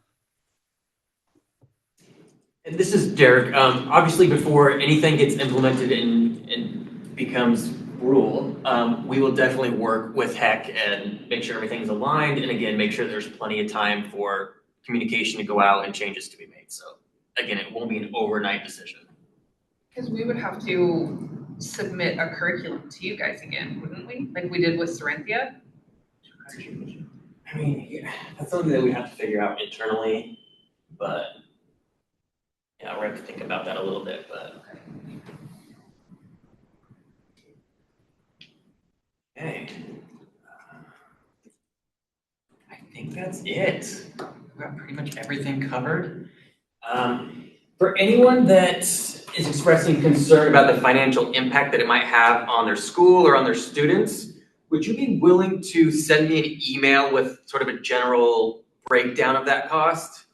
It doesn't need to be down to the penny, but just roughly X number of dollars is you're gonna start charging X number of dollars based on the increase in hours. So that's all information we'd like to bring to the board when they're considering this stuff. So if you're able to, just send it to me in an email whenever you get a chance, and then we'll pass it on to the board. Matt, go ahead. Great meeting. I just wanted to add that someone mentioned about the trade schools on the federal level. About a month ago, 2 tattoo artists did go ahead and apply to go through the first channels of making tattooing recognized as a trade. So that is in the works. And then of course that'll help with funding and whatnot. And once it gets recognized as a trade. So I just wanted to add that there's other gears turning as well. Can we get on a list with you, Matt, so we can be updated on that? I'd love to get on a mailing list with you. Yeah, I'm just a friend that's kind of, given some recommendations. There's one guy named Corey who's leading it. There's another guy named Ryan who's helping with writing it, and then the APT helped with writing the what is it called? There's a section that they needed to write that had to fall in line with what the government wanted in a certain format. So that's all I really know right now. It's just under review. They have a chance to reject it, and then I know that I'm one of the people who get to review it once it's been got through the first round, so to speak. That's all I know. How can we just get connected so we get that info? I have no idea. I really don't. I'm just going through the parties that have submitted it. I don't know if basically what they did was I don't mean to hijack the meeting. I apologize. What they did was with all the big businesses starting to come into fruition, they submitted something before the big businesses could submit anything. And so there was a little bit of a timeline that they wanted to get in there before any of the larger corporations submitted something to make it a trade. But as far as that goes, you can get a hold of me. I'll just put my cell phone number out there. It's if anyone, am I allowed to do that in this meeting? You know where they submitted the documents to? What agency or Let me double check really quick. federal government? It's on a federal level. It's there. There's basically the Department of Labor has a number for each trade. In order to get that number, I think it's called I could be wrong, a VOX number or something like that. In order to get that number, you have to submit an apprenticeship through the it's the Department of Labor Office of Apprenticeships. So your first step is you have to submit the apprenticeship program to that office, and that's step one. If that gets approved and it's written correctly, then it can go to the next step, which is a review by peers, which is, I guess, what I'm on. And then the next step would actually be to go to vote in front of the Senate. So that's really all I know as far as the details. You guys are dealing in schools, not in apprenticeships. So I wonder how they'll look at that. Interesting. Well, what we're talking about basically is getting the bigger picture isn't what is considered the apprenticeship, because that verbiage is being used differently in different areas. All trades have an apprenticeship, and all trades have a school, and the schools teach the apprenticeship. I'm loosely talking right now, so don't take me at verbatim. But the biggest point is all of this is that we need a number, because right now tattooing is called art and other. And so we're trying, basically, I'm not me, but they are trying to get tattooing to actually have a number so that we can get into the funding, so that we can get in front of some of the things that the corporate world's trying to do.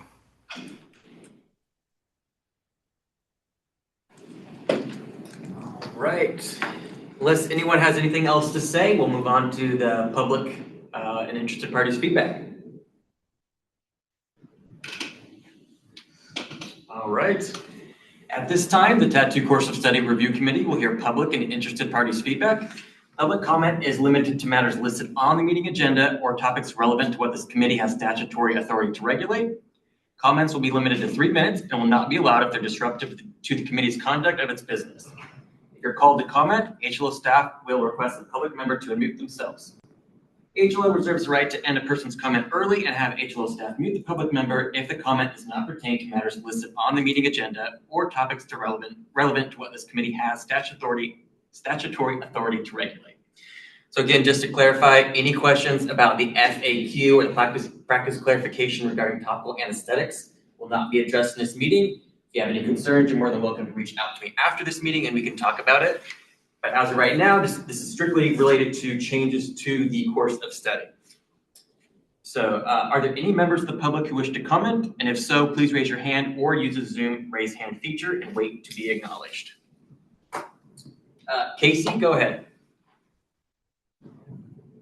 Hello, my name is Casey Anderson.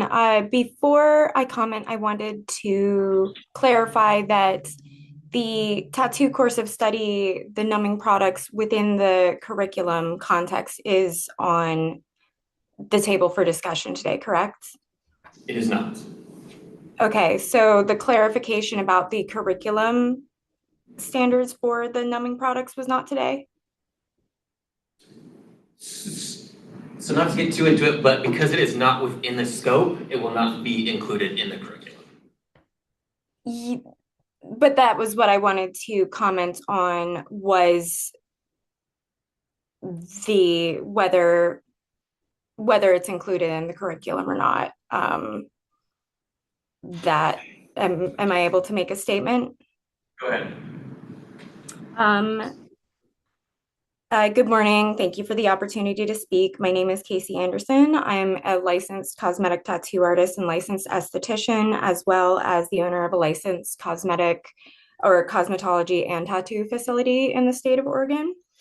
I understand that today's discussion is focused on curriculum, not policy. However, curriculum is where scope of practice is defined and passed on to new licensees. For that reason, it is critical that what is being presented as existing policy is actually grounded in Oregon law and rule.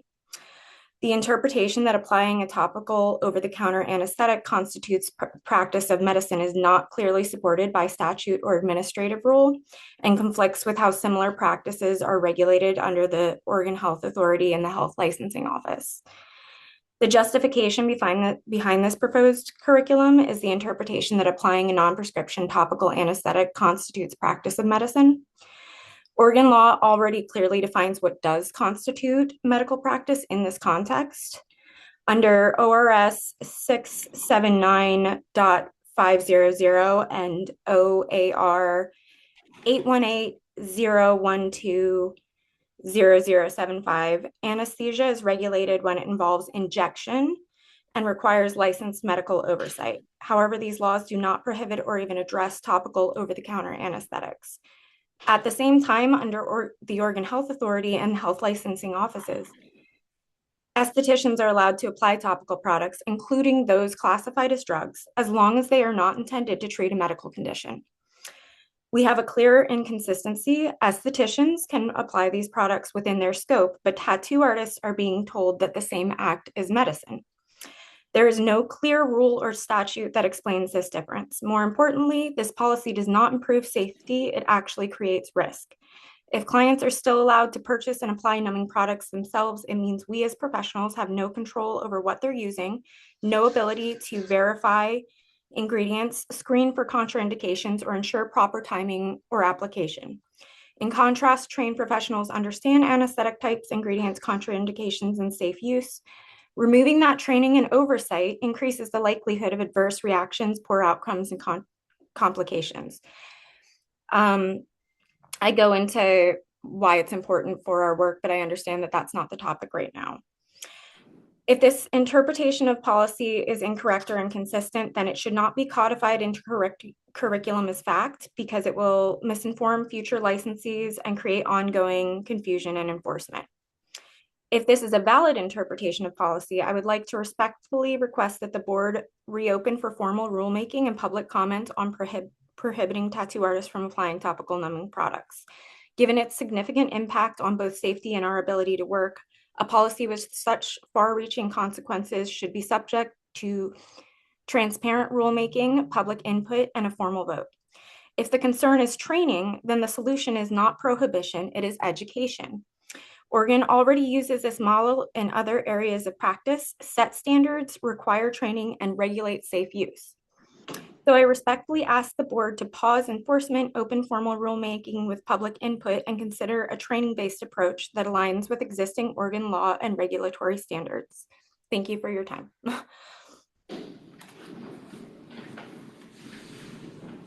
Angela?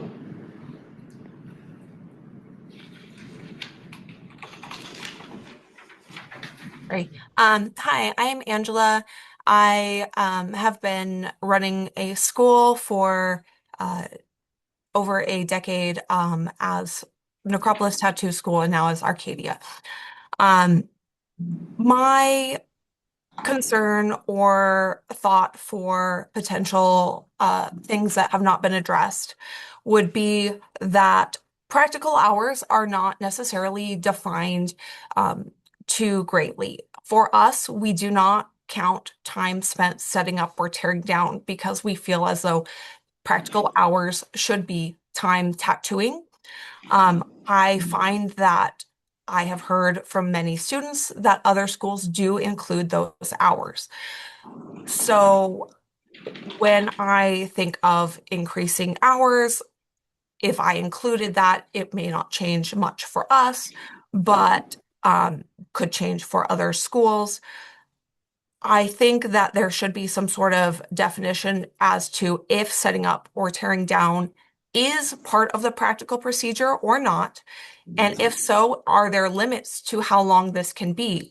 A 15-minute tattoo may take an excessive amount of time to set up and tear down, and that is knowledge that is necessary, but it does not necessarily correlate to the skills learned during tattooing.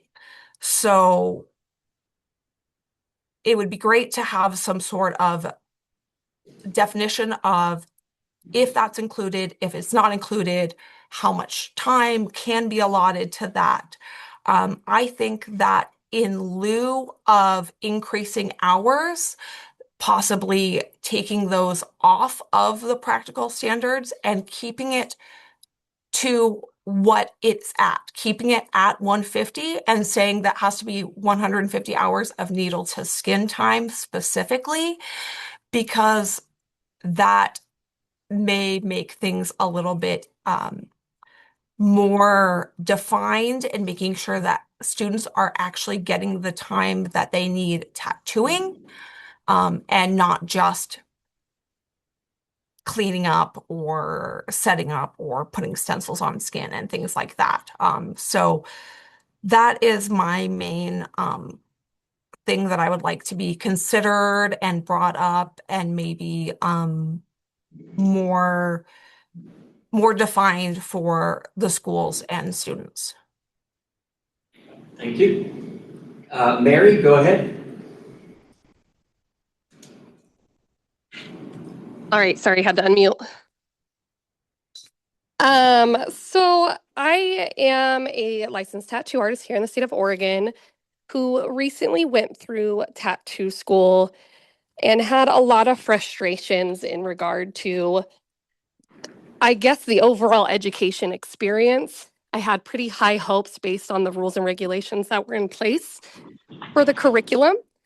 So with today's meeting, I guess a lot of my frustration is really around, it's not that we need to inflate the hours of minimum practical time, but more improve the oversight to these hours.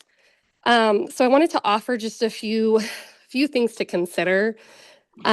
So increasing the minimum practical hours does not inherently improve student safety or technical skills.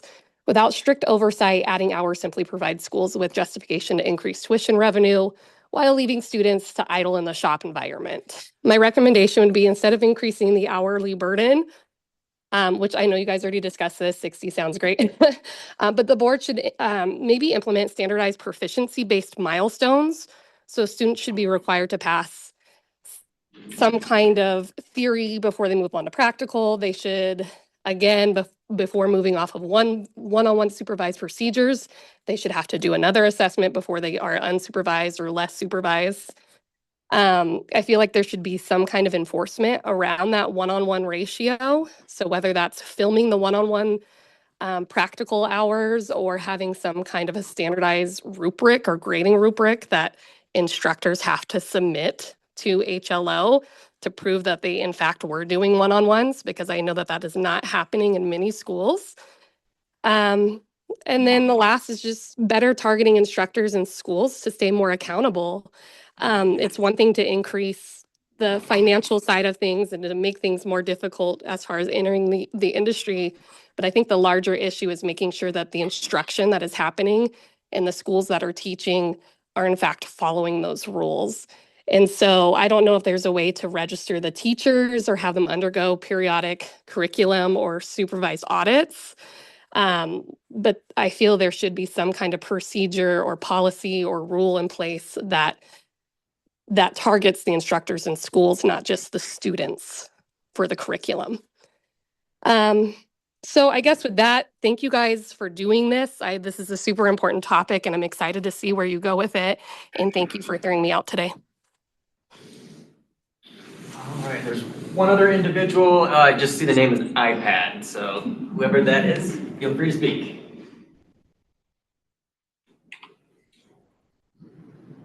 My name is Jane King. I am a licensed practitioner of 12 years and the owner and instructor of Pacific Academy of Cosmetic Tattoo. Our school has successfully trained both in cosmetic and body art tattooing, primarily fine line. I oppose increasing required hours. I am deeply concerned about the unintended consequences these changes would have, particularly on accessibility and affordability. Oregon already has one of the most rigorous and structured tattoo education requirements in the country, requiring a minimum of 360 hours. Increasing these hours do not necessarily improve competency, but it does create significant barriers for our students. I listened to the last meeting, As a licensed school, our responsibility is to develop competency, not mastery. Our program is designed to ensure students build strong fundamental technical skills, such as creating clean lines, proper shading, safety application, and design structure.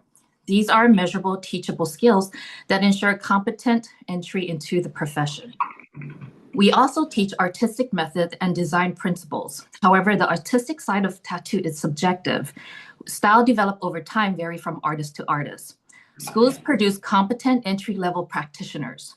I see value in updating the current curriculum to remove outdated topics like coil. However, I am deeply concerned about the committee's influence in subjects like banning the use of non-prescription over-the-counter numbing products. This has been devastating to the cosmetic tattoo industry and to our clients. I urge the committee to represent our industry with care and without bias, to be mindful. Further, increasing program hours would significantly raise tuition costs and extend program lengths, making it harder for students to enroll and complete their education. I would like more consideration for these students, especially during this time of economic uncertainty. 50 hours practicals at the discretion of the students have worked well. Some students wish to subspecialize in single areas such as brows without pursuing eyeliner or lips, or just fine line, and they should be able to do this. The majority of our students are women. Many are working, raising children, some as single parents. They are able to attend our program because it's structured in a way that allows them to balance all three. Extending program hours would increase financial burden, require more time from work and childcare. This would disproportionately impact underserved individuals in our community and limit access to a career that is currently attainable. We constantly hear from our students that they are able to enroll specifically because our program fits their real life responsibilities as a career trade school. With our current 360-hour minimum, we are not lacking in education. However, by increasing these requirements, we are at the risk of losing accessibility for our community. Thank you. Right. And just to clarify, that decision regarding the use of topical anesthetics was not made by the committee. It was made by the office based on current statutory language. So. All right. Any other? Casey, go ahead. Oh, go ahead. Go ahead. I just was hoping that you could point me to the exact policy or when that decision was made based on the statutory language, the actual language that's used, so that I could be better informed on that. Because as I stated before, I disagree with the interpretation based on what I've read. So I wanted to be better informed on that. All right, Casey, if you want to reach out to me, I can send you more information. Thank you. Sean, go ahead. Yeah, Derek, I guess I almost have the same clarification question. So if it's OHA, did the practice clarification on topical anesthetic, does that mean that it is currently banned, or what does that actually mean? Because it just says that it's out of the scope of use. So I guess the layman's terms as to what that decision means. Yeah, so because it is not outlined in statute, that indicates to us that it is not within the scope of practice, indicating that a tattoo artist should not be using that. Cannot, must not use it unless you have another type of license. Christian. Hi, my name is Christian Casares. I'm the owner of Patsy Brows Beauty Academy. We are a cosmetology and tattoo school. But the hours doesn't impact our school because we are a competency-based system. The practical, it's really a huge impact for the students because most of my students drive all of the way from Bend, from Medford, from Grand Pass. And it's really difficult for the student out of the town to get marks. because on my rules in the school, if the student agreement say that the school is not responsibility to get the models for the student, so that's really big problem for us to increase the practical. Also, I would like to say that if we added like obligatory to do practical exam, that's gonna be better for us because we can decide if they didn't pass the practical exam, they're not ready to graduate. And we can evaluate all the procedure on the practical exam, like cosmetology school. Because at the end of the program of cosmetology school, as a teacher, we decide if the student is ready or need extra time to practice again. So I think here it's more focused about to increase the practical, but it's not helping for the student and for the school. Also, I think it's more focused about body tattoo, and you're not focusing on the permanent makeup. The body tattoo is different. I'd say last meeting, the thickness of the skin in the face is different than the body. The pigments also are different. I know the needles are needles, but we cannot use all the needles on the face. Also, the anesthesia topic is really important. To be honest, I never use numbing for the lips and for the brows, but it's really necessary to use on the eye because it's different. I know the definition of tattoo is the same. Doesn't matter if going to be tattooing the face of the body, but if we're going to do change, we really want to be honest. Doing a huge change help better to the student and the clients, like separate the lessons. Probably we can like giving ideas to the licensing office, or probably with the supervisor. My supervisor, I'm really active in contact with my supervisor, and I have the last couple months I have a complaint about the tattoo. First, because my program has like discretionary hours. Yeah, I have a lot because I need to introduce my student for the fundamentals for the body tattoo. Doesn't matter if the student come just for the permanent makeup class. I need to introduce my student because they need to pass the test here in her licensing office. So the student doesn't want to spend a lot of time study about something they don't going to practice. At the end, well, my program is like this. They have to complete the minimum 30 hours requirement for her licensing office, and then we go to practice on latex.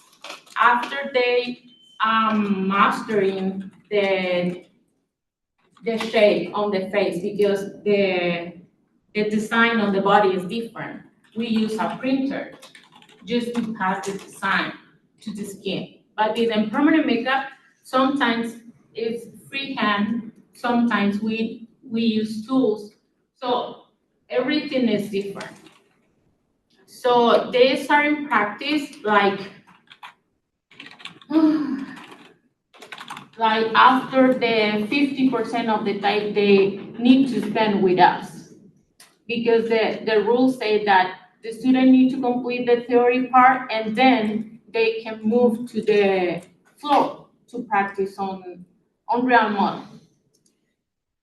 But they don't want to spend a lot of time study about something they don't going to practice on real model. That it's a really huge problem for us. And to be honest, I'm not taking a student for permanent makeup because it's really complicated to get the models, and it's really complicated to introduce the student to the basic fundamental theory for tattoo, and then introduce the student for the fundamental for permanent makeup.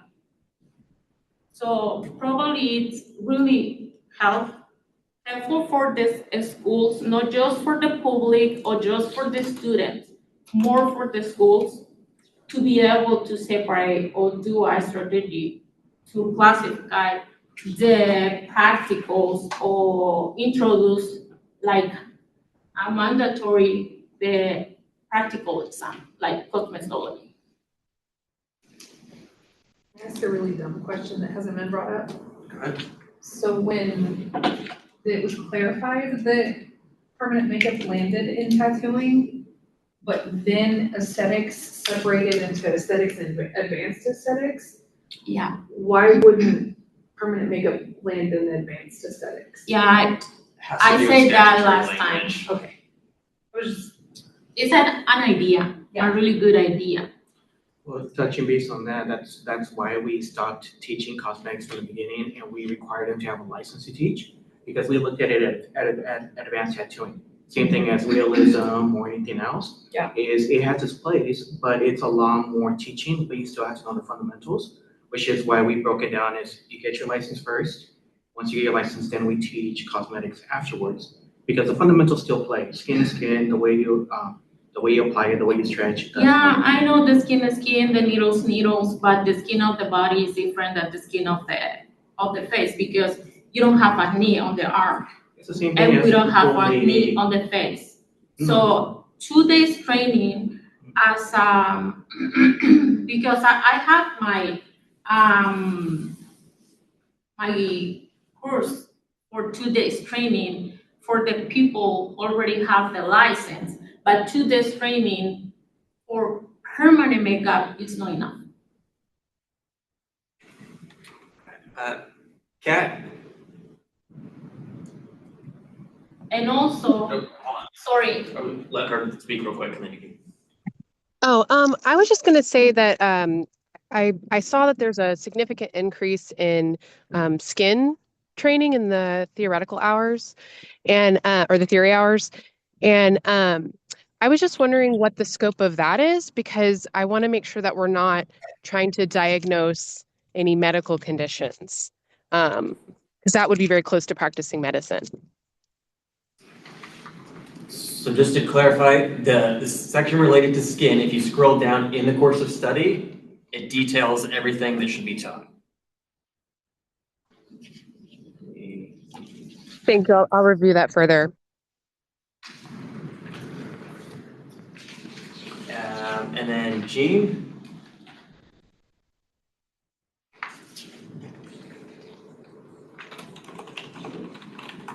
I just wanted to emphasize again that at our school, we have successfully incorporated cosmetic tattooing and fine line tattooing. I don't agree that separating it would serve all schools and all students and their desires. 50 services are actually pretty hard to achieve, which we still do, but we've been able to incorporate this style. So I know within the realm of tattoos, there are aesthetics that I can see from the members here, we all have a certain aesthetics.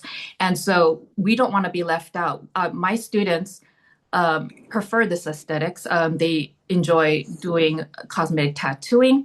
Like I mentioned earlier, they want to have their choice of picking the type of style that they would like to go into, and separating it. Like someone just mentioned, we want to learn the technical portions of it and let the students choose the artistic portions. And at the end, it is school and technique that we are learning, and art is subjective.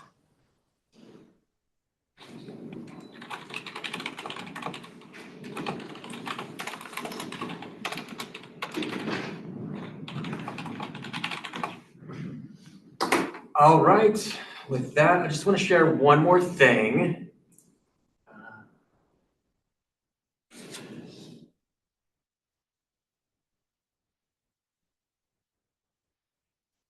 1 second here. So here is some information regarding who you can direct any concerns regarding school oversight. So this would be directed to HEC, and here's their contact information, both email and phone number. And then this link down here gives you a lot more information about the process overall. So if you have any questions, I would recommend using that information. And then unless anyone has anything else, I think we can adjourn the meeting.